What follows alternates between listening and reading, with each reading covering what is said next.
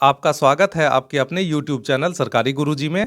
आज हम पढ़ने वाले हैं अंग्रेजी विषय का अध्याय 4, जिसका शीर्षक है day by day I float my paper boats. दिन प्रतिदिन मैं अपनी कागज की नाव तैराता हूँ। आइए आज हम मिलकर इस पाठ के प्रश्नोत्तरी को हल करते हैं। B, let's think and tell. चलिए सोचें और कहें। थिंक का अर्थ है सोचना और टेल का अर्थ है कहना। B1, से whether the following statements are true और फॉल्स। बताइए निम्नलिखित विवरण सही हैं अथवा गलत हैं। यहाँ पे फॉलोइंग का अर्थ है निम्नलिखित, स्टेटमेंट्स का अर्थ है विवरण या कथन, ट्रू का अर्थ है सही और फॉल्स का अर्थ है गलत। आइए B1 का 1 देखें। The child is very fond of floating paper boats in a river. बच्चा अपनी कागज की नाव नदी में तैराने का काफ़ी शौकीन था। तो यह बिल्कुल सही विवरण है। तो यहाँ पे हमने लिखा है ट्रू। यहाँ पे फॉन्ड का अर्थ है शौकीन और रिवर का अर्थ है नदी। आइए B1 का 2 देखें। The child rights his name in small black letters. बच्चा अपना नाम छोटे काले अक्षरों में लिखता था। तो यह गलत विवरण है। तो यहाँ पे हमने लिखा है फॉल्स। बच्चा अपना नाम बड़े काले अक्षरों में लिखा करता था। आइए B1 का 3 देखें। The child sends to his village the fruits and flowers grown in his garden. बच्चा अपने गांव में फल और फूलों को भेजा करता था जो उसके बगीचे में पैदा होते थे। तो यह बिल्कुल गलत विवरण है। तो यहाँ पे हमने लिखा है फॉल्स। आइए B1 का 4 देखें। The child loads his little boats with roses. बच्चा अपनी छोटी नाव को गुलाबों से लादा करता था, गुलाब के फूलों से लादा करता था। तो यह बिल्कुल गलत विवरण है। तो यहाँ पे हमने लिखा है फॉल्स। बच्चा अपनी छोटी नाव को सियोली फ्लावर्स से लादा करता था। सियोली फ्लावर्स का अर्थ होता है हरसिंगार के फूल। आइए अगले प्रश्न को देखें। सी, लेट्स थिंक एंड राइट। चलिए सोचें और लिखें। थिंक का अर्थ है सोचना, राइट का अर्थ है लिखना। तो आइए C1 देखते हैं। Answer the following questions in brief. निम्नलिखित प्रश्नों के उत्तर संक्षेप में दें। फॉलोइंग का अर्थ है निम्नलिखित, ब्रीफ का अर्थ है संक्षेप। आइए C1 का 1 देखें। Why does the child float his paper boats. बच्चा अपनी कागज की नाव क्यों तैराता था। तो आइए इसका उत्तर जानते हैं।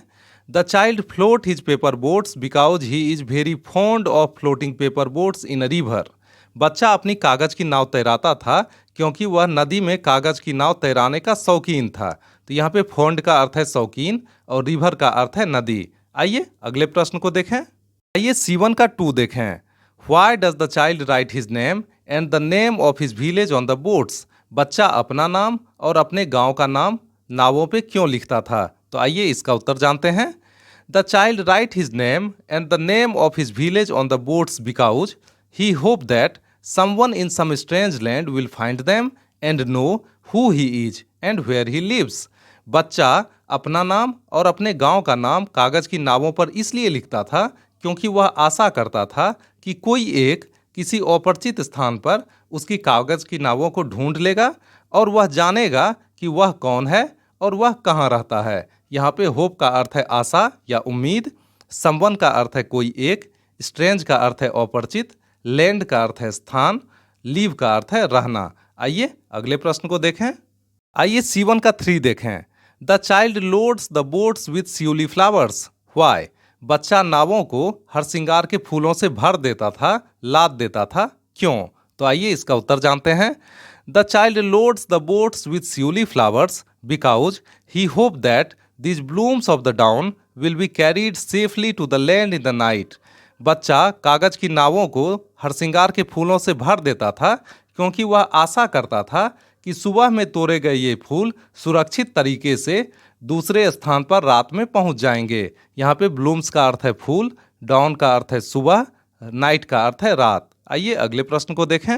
D, let's increase word power. चलिए अपनी शब्द शक्ति बढ़ाएं। इंक्रीज का अर्थ है बढ़ाना, वर्ड का अर्थ है शब्द, पावर का अर्थ है शक्ति या ताकत। आइए D1 देखते हैं। Pick out the words, group of words from the poem that express the meaning of the following words. कविता में से उन शब्दों के समूह को चुनिए जो निम्नलिखित शब्दों के अर्थ को व्यक्त करते हैं। तो आइए शब्दों को चुनते हैं। पहला शब्द है ग्रेजुअली। ग्रेजुअली का अर्थ है क्रम से या क्रमशः। कविता के अनुसार हम इसे लिख सकते हैं 1 by 1 अर्थात एक एक करके। दूसरा शब्द है डेब्रेक। डेब्रेक का अर्थ है सवेरा, सुबह या भोर। कविता के अनुसार हम इसे लिख सकते हैं डॉन। डॉन का अर्थ है भोर, सवेरा या सुबह। तीसरा शब्द है फ्लोइंग। फ्लोइंग का अर्थ है बहता हुआ। तो कविता के अनुसार हम इसे लिख सकते हैं रनिंग। रनिंग का अर्थ है बहना या दौड़ना। चौथा शब्द है हार्मलेसली। हार्मलेसली का अर्थ है कोई हानि पहुंचाए बिना। तो कविता के अनुसार हम इसे लिख सकते हैं सेफली अर्थात सुरक्षित रूप से। आइए अगले प्रश्न को देखें। D2 action words. Action words का अर्थ होता है क्रिया शब्द। ऐसे शब्द जिनसे हमें किसी कार्य के होने का बोध होता है उन्हें क्रिया शब्द कहते हैं। आइए आगे बढ़ते हैं। Read the following. निम्नलिखित को पढ़िए। आई फ्लोट माई पेपर बोट्स। मैं अपनी कागज की नाव तैराता हूँ। यहाँ पे फ्लोट का अर्थ है तैराना। The word float tells us about something being done. शब्द फ्लोट जो है हमें कुछ किए जाने के बारे में बताता है। पिक आउट सम मोर सर्च वर्ड्स इन द पोएम। कविता में से कुछ ऐसे ही और शब्दों को चुनिए। तो आइए चुनते हैं। Action words from the poem. कविता में से क्रिया शब्द। फ्लोट। फ्लोट का अर्थ है तैराना। राइट। राइट का अर्थ है लिखना। होप। होप का अर्थ है आशा। फाइंड। फाइंड का अर्थ है खोजना या ढूंढना। नो। नो का अर्थ है जानना। लोड। लोड का अर्थ है लादना। कैरीड। कैरीड का अर्थ है ढोना। आइए अगले प्रश्न को देखें। D3 read the following. निम्नलिखित को पढ़िए। रीड का अर्थ है पढ़ना। फॉलोइंग का अर्थ है निम्नलिखित। 1 ही saw his boat float down the running stream। उसने अपनी नाव को बहती हुई धारा में तैरते देखा। 2 his boat was running down the stream। उसकी नाव बहती हुई धारा में तैर रही थी। The word running in sentence 1 describes the noun stream. वाक्य 1 में रनिंग शब्द संज्ञा स्ट्रीम का वर्णन करता है। It works as an adjective. यह विशेषण के रूप में कार्य करता है। In sentence 2 was running is an action word. वाक्य 2 में वाज रनिंग एक क्रिया शब्द है। इससे किसी काम के होने का बोध होता है। It is a verb. यह एक क्रिया है। आइए आगे बढ़ते हैं। Now fill in the blanks with appropriate forms of verbs in brackets.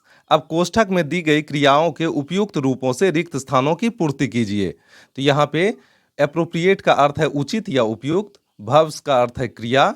Brackets का अर्थ है कोष्ठक। 1 don't get of a running बस। चलती हुई बस से मत उतरो। 2 he is running in the middle of the road. वह बीच सड़क पर दौड़ रहा है। 3 the old man needs a walking stick. बूढ़े आदमी को चलने के लिए एक छड़ी चाहिए। 4 he fell down while he was walking. वह गिर पड़ा जब वह चल रहा था। 5 children are swimming in the pool. बच्चे स्विमिंग पूल में तैर रहे थे।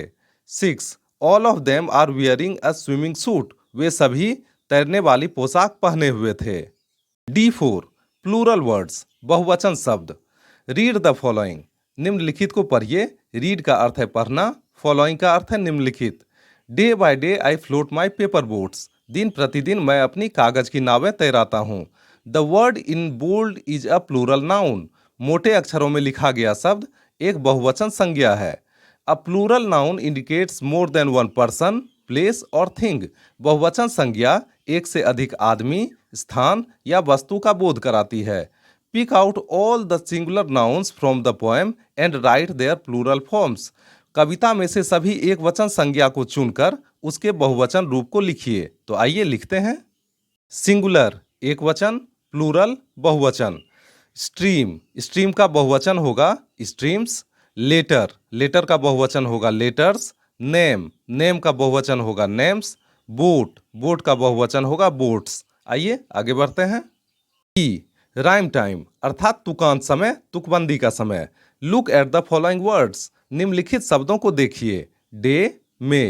In the above example both the words in similar sounds. उपरोक्त दोनों शब्द समान ध्वनि के साथ समाप्त होते हैं। Such words are called rhyming words. ऐसे शब्दों को तुकांत शब्द कहते हैं। Write the rhyming words for the following. निम्नलिखित के लिए तुकांत शब्द लिखिए। तो आइए लिखते हैं। Stream cream dream. Live give sieve. Find kind mind. Big dig fig. Night kite fight. आइए अगले क्वेश्चन को देखें। Let's talk. चलो बातचीत करें। Talk with your classmates about different flowers found in your locality and select any 3 flowers which are very common. अपने सहपाठियों से अपने इलाके में पाए जाने वाले विभिन्न फूलों के बारे में चर्चा कीजिए और किन्हीं 3 फूलों का चयन कीजिए जो बहुत ही सामान्य हैं। तो ये गतिविधि आपको स्वयं ही कक्षा कक्ष में अपने सहपाठियों के साथ करनी है। आइए आगे बढ़ते हैं। जी, लेट्स राइट, चलो लिखें। Collect the flowers you mentioned in F and observe them minutely. आपने प्रश्न संख्या एफ के लिए जिन फूलों का जिक्र किया है उन्हें इकट्ठा कीजिए और उनका गहराई से निरीक्षण कीजिए। Then write one small paragraph on any of these. फिर इनमें से किसी एक पर 40 से 50 शब्दों में एक अनुच्छेद लिखिए। You may include the following information about the flowers. आप फूलों के बारे में निम्नलिखित जानकारी शामिल कर सकते हैं। शेप एंड साइज, आकृति और माप, कलर, रंग, स्मेल, गंध, यूजफुलनेस, उपयोगिता। आइए अगले प्रश्न को देखें। जी, एक्टिविटी। एक्टिविटी का अर्थ होता है गतिविधि। तो वन में है मेक अ पेपर बोट। एक कागज की नाव बनाइए। Write the steps that you take to make it. और इसे बनाने के लिए आपके द्वारा उठाए गए कदमों के बारे में लिखिए। तो ये गतिविधि आपको स्वयं ही कक्षा कक्ष में करनी है। इसी के साथ हमारा यह अध्याय पूरा हुआ। मिलते हैं अगले वीडियो में नए अध्याय के साथ। तब तक के लिए स्वस्थ रहिए, मस्त रहिए। आपका बहुत बहुत धन्यवाद।